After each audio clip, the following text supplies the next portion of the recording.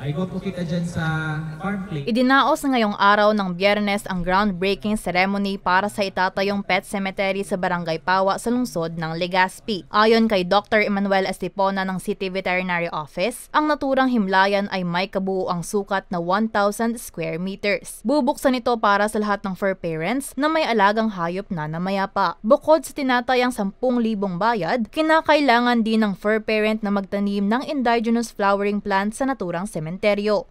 Ang kaiban po kaning sa tuyang pet cemetery, sa taas po kang puntod kang sa tuyang mga gadan na mga pets, may memorial tree.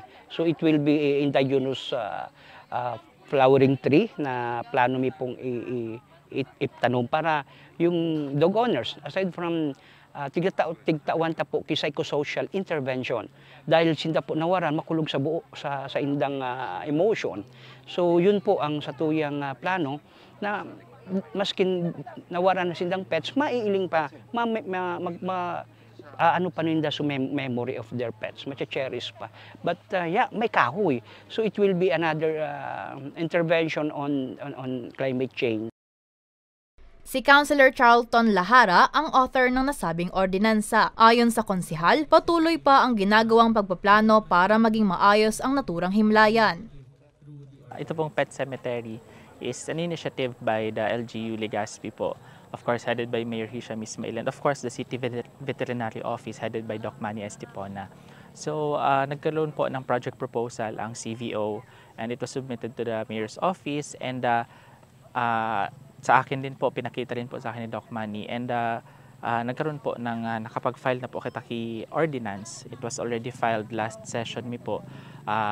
So ordinansa po na ma-establish po kang pet cemetery. So, and on our end naman po sa Sanggunian, it was already referred to the committee. So magkakaroon na po ng committee hearing po para po sa ordinance kang sa tuyang pet cemetery.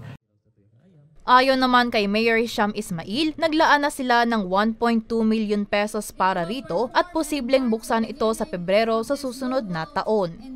Dakuldig ng mga pet lovers, pet owners na pag-iling ninda sa indang ataman, parte na po kang pamilya.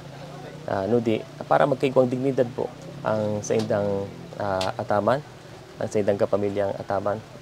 Ginibuta po iniisin na isipan tayo para igwang po sidang proper na lubungan kasi pwede po ninda bisitahon every time. Ang Legazpi Pet Cemetery ay ang kauna-unahang pet cemetery na papatakbuhin ng isang LGU sa buong Bicol Region. Para sa mga balitang Tatak, Bicol, El Yanzon.